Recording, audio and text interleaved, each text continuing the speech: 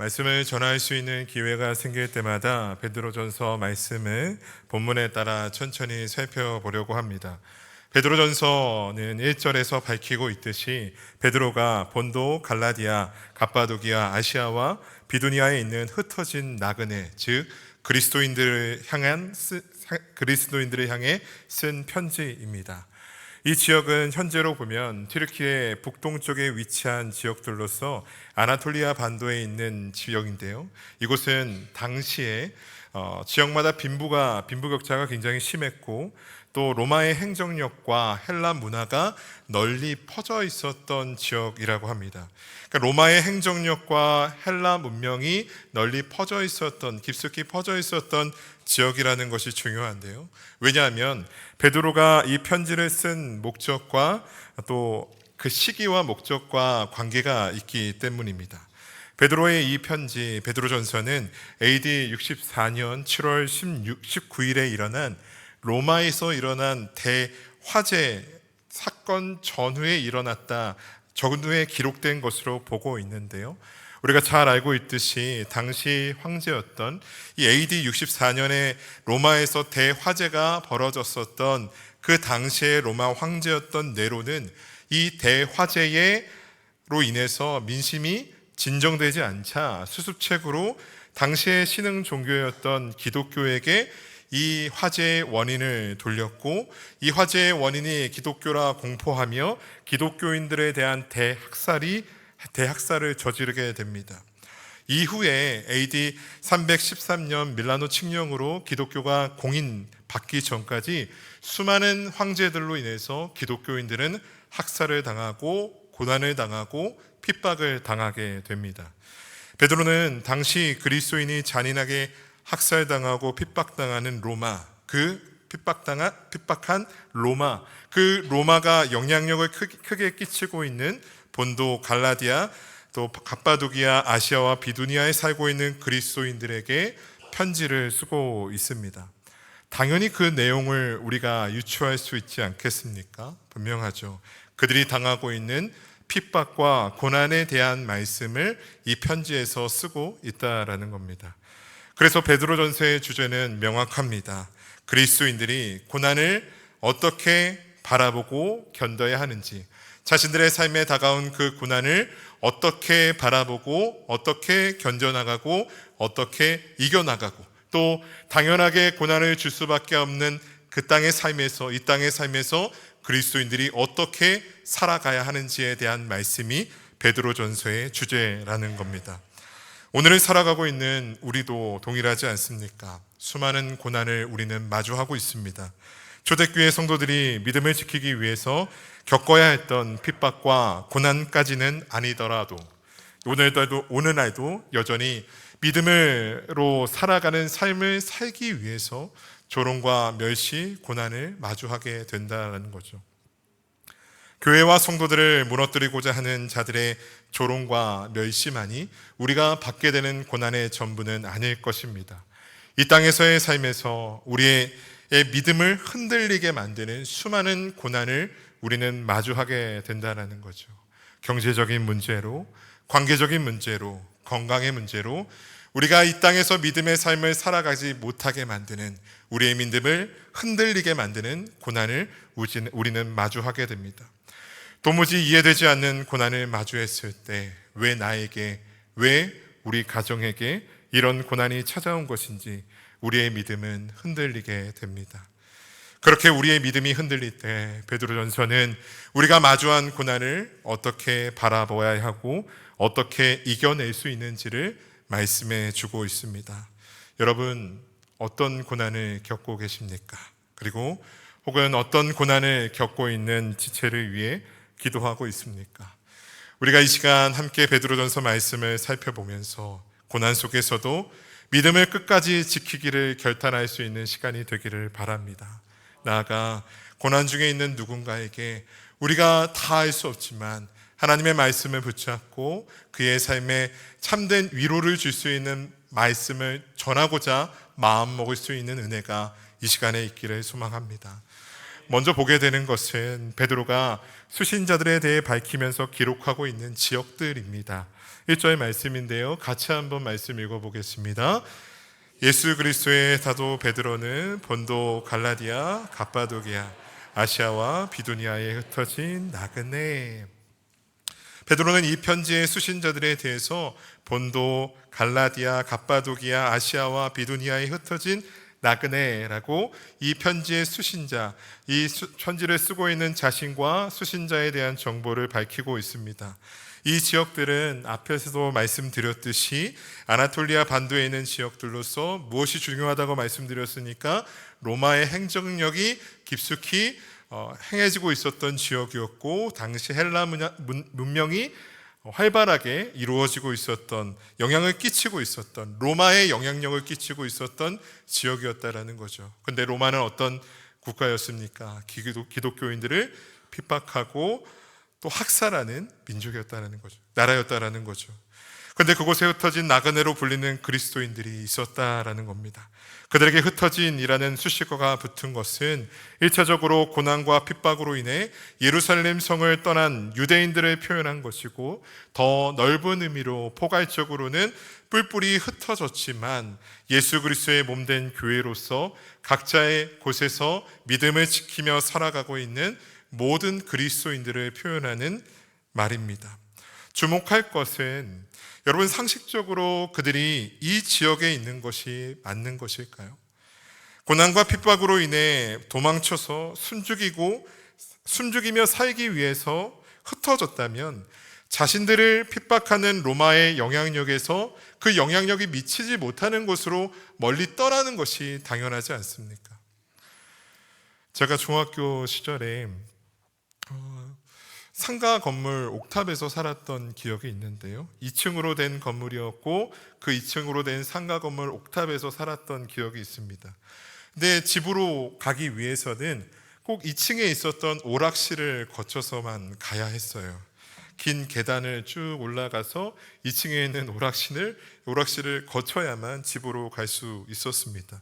근데 중학교 1학년 때 그게 얼마나 힘든 일이었냐면, 중학교 3학년 일진 누나, 형들이 그 계단에 꼭 앉아 있는 거예요. 무리를 지어서. 여러분, 제가 중학교 때도 이 얼굴이었을까요? 너무 좋아하시네요. 이 얼굴이었을까요? 이 덩치였을까요? 얼마나 무서웠겠습니까? 중학교 1학년 애띤 1학년 김진덕에게 얼마나 무서운 일이었겠어요. 많이 동전도 많이 뺏겼습니다. 그 형 누나들의 괴롭힘과 삥뜯김을 받지 않게 해서는 어떻게 해야 합니까? 그곳에 가지 않으면 되는 거예요. 그 오락실로 향하지만 않으면 되는 겁니다. 그런데 어떻게 해요? 그곳을 지나가야만 저는 집으로 갈 수 있었다라는 거죠. 그곳에서 당하는 어려움과 핍박이 있다면 그곳을 가지 않는 게 상식적이다라는 거죠.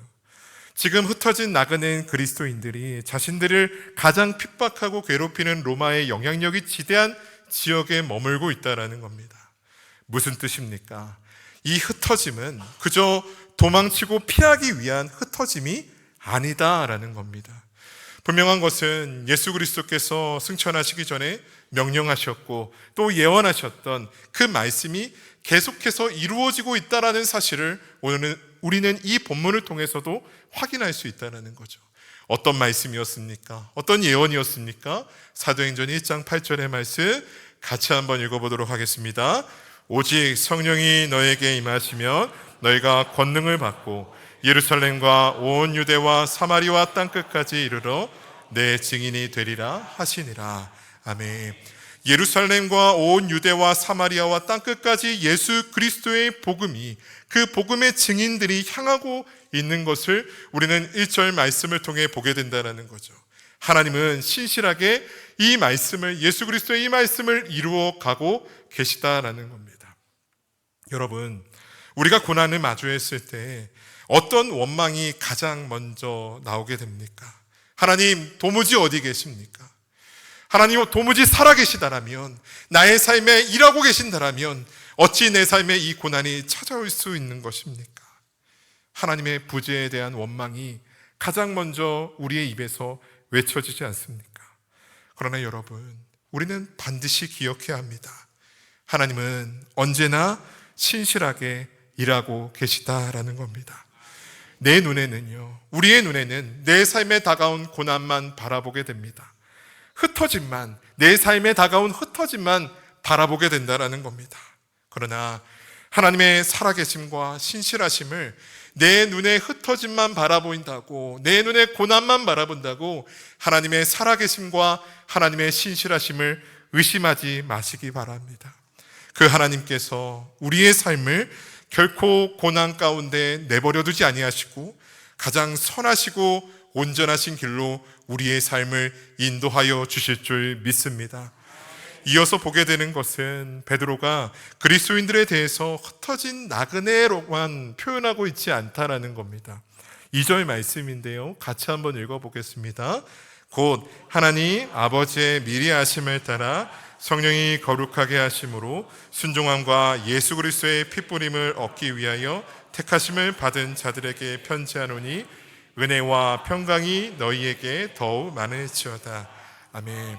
1절에서 흩어진 나그네라고 끝나고 있고 2절에서 곧이라는 표현으로 앞선 흩어진 나그네에 대한 추가적인 정보를 이 베드로가 표현하고 있죠. 이 흩어진 나그네가 누구인지를 밝히고 있습니다. 누구라고 밝히고 있습니까?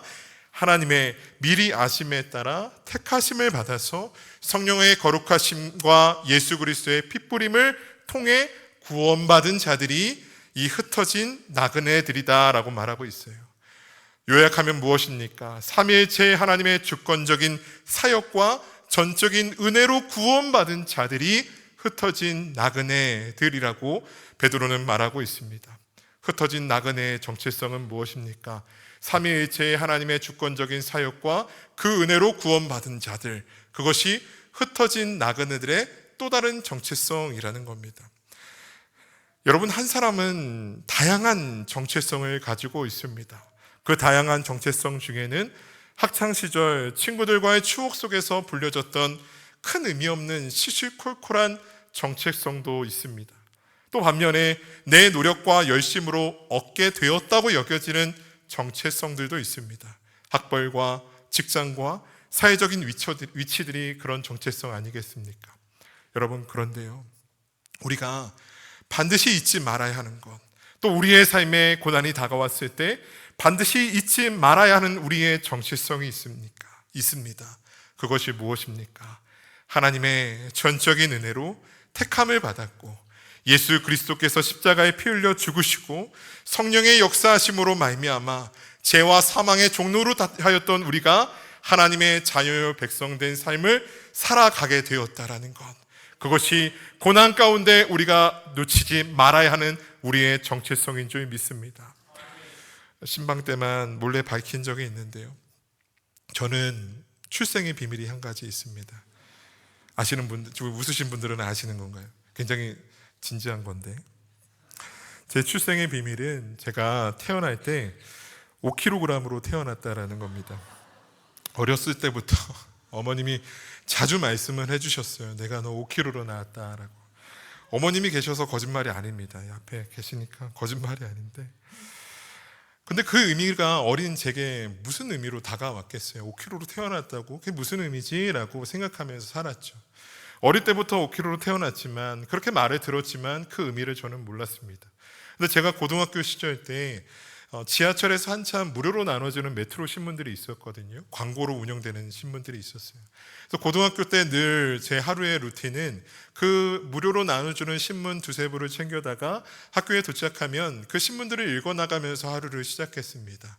뭐 대단하고 고상한 시작이 아니었어요. 되게 연예 기사도 많았고 스포츠 기사도 많았고 만화도 많이 있어서 재미있게 그 신문을 읽어나가면서 하루를 시작했습니다. 근데 어느 날 동일하게 그렇게 하루를 시작하고 있는데 신문 한 구석에 해외 토픽란처럼 한 사진이 붙여져 있고 그렇게 기사가 써져 있는 거예요. 중국에서 초우량아가 출생했다고. 해외 토픽란이었어요. 기사의 내용을 보니까 사진은 갓난아기로 전혀 보이지 않는 아이 사진이 한 장 박혀져 있고 몇 월 몇 시 몇 월 무슨 성에 아이가 초우량아가 출생했는데 아이의 몸무게가 5kg이었다. 그런 내용이었어요. 산모와 아이는 건강하다. 제가 그걸 보면서 벙 쪄 있으니까 옆에 있는 친구가 왜 그러냐고 계속 그러는 거예요. 그래서 내가 5kg인데 얘가 5kg래 라고 했더니 제가 한동안 학교에서 5kg로, 저만 보면 애들이 막 손가락으로 5만 가리켰는데요, 그때서야 알았어요. 5kg로 태어난 게 평범한 것은 아니구나, 의미가 있는 일이구나, 적어도 내가 부모님한테 효도를 해야 되는 일이구나 라는 그런 생각을 하게 됐어요.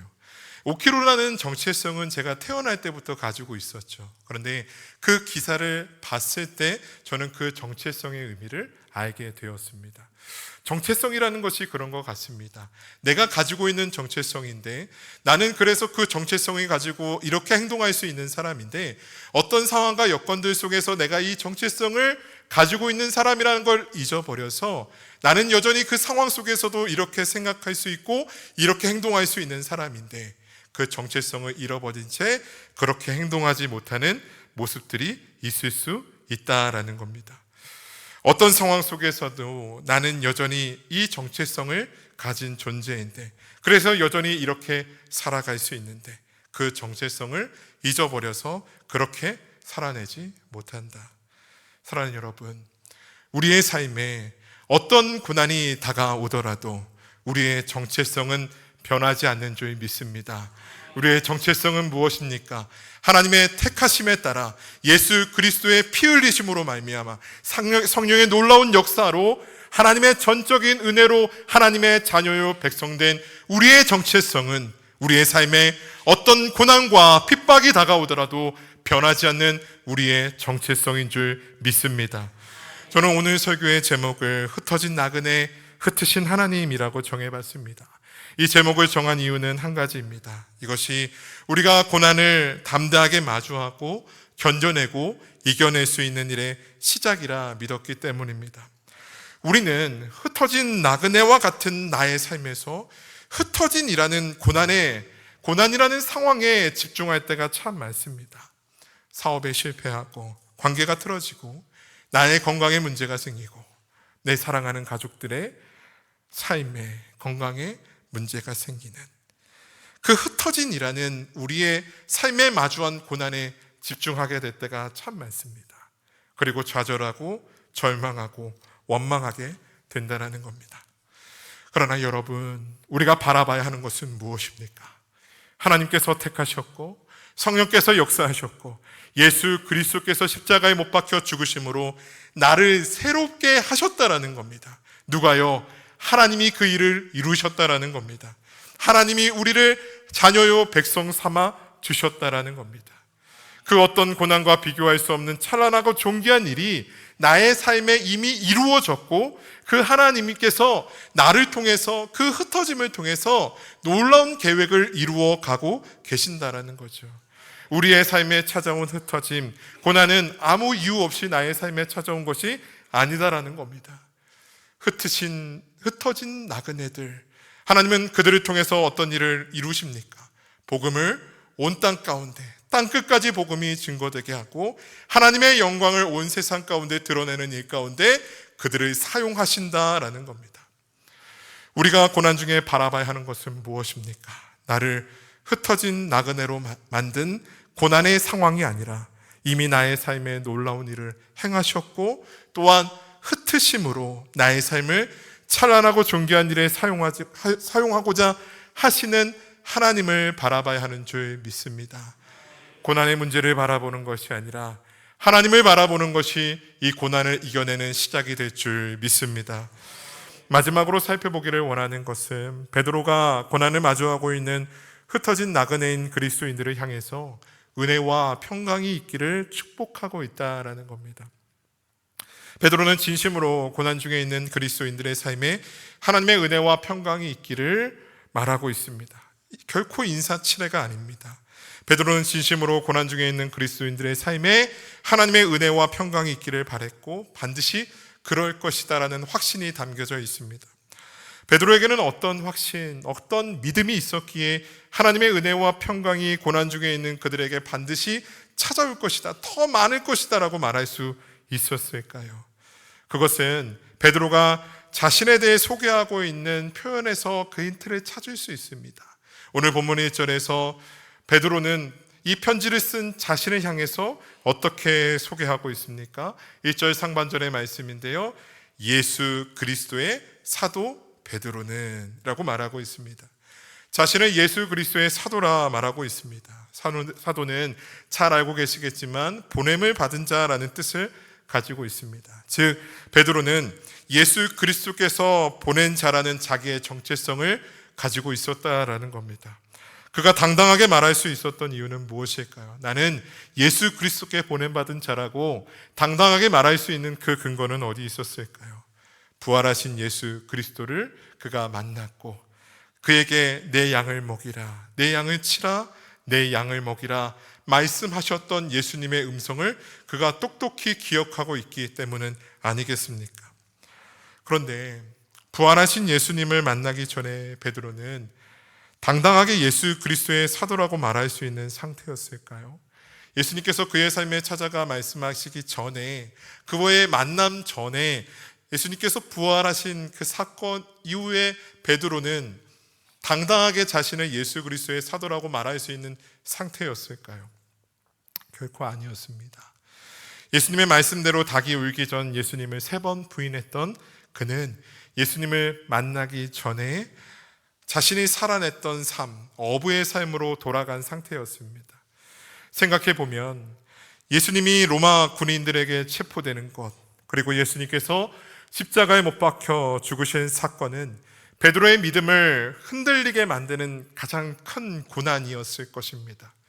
그런데 베드로는 그 고난에서, 그 고난 앞에서 믿음의 삶을 포기하고 도망쳐 버린 것입니다. 고난을 마주하지 못했고 견디지 못했고 이겨내지 못했습니다. 그런데요, 예수님은 그런 베드로를 외면하지 않으셨다라는 겁니다. 그에게 찾아가셨고 고난으로 주저앉은, 그 마주한 고난 앞에 실패하여 주저앉은 베드로를 다시 일으켜 세워주셨습니다. 그래서 오늘 베드로는 우리에게 당당하게 말하고 있습니다. 예수 그리스도의 사도 베드로는. 그리고 고난 중에 있는 자들을 향해 믿음으로 선포하고 축복하고 있습니다. 은혜와 평강이 너희에게 더욱 많을지어다. 사랑하는 여러분, 우리도 복음이신 예수 그리스도의 제자이고 예수 그리스도께서 이 세상 가운데 보내신 자인 줄 믿습니다. 우리도 베드로처럼 고난 앞에서 철저하게 실패했었고 주저앉아 버렸던 자들 아니었습니까? 그런데 그런 우리를 외면하지 아니하시고 손 내밀어 주시는 예수 그리스도의 은혜가 오늘 우리를 성도의 삶을 살아가는 자로 일으켜 세워주신 줄 믿으시기를 바랍니다. 그 은혜를 입은 자로서 우리가 마땅히 해야 할 일이 있습니다. 무엇입니까? 고난 중에 좌절해 있고 주저앉아 있고 슬픔 가운데 놓여있는 가족들이 있습니까? 구역원들이 있습니까? 사랑하는 몸된 지체들이 있습니까? 그에게 믿음으로 선포하고 위로해 주는 일이 우리가 마땅히 해야 하는 일인 줄 믿습니다. 하나님의 은혜와 평강이 너의 삶에 반드시 찾아올 것이라고, 그렇게 그들의 삶을 위로하고 격려하고 함께 손잡아주고 그 고난을 함께 이겨내는 삶이 우리가 살아내야 할 삶인 줄 믿습니다. 사랑하는 여러분, 그렇게 함께 끝까지 주님 만나는 그날까지 환난과 핍박, 수많은 고난 속에서도 믿음의 삶, 성도의 삶을 끝까지 살아낼 수 있는 우리 모두가 되기를 소망합니다. 허락하신 말씀 붙잡고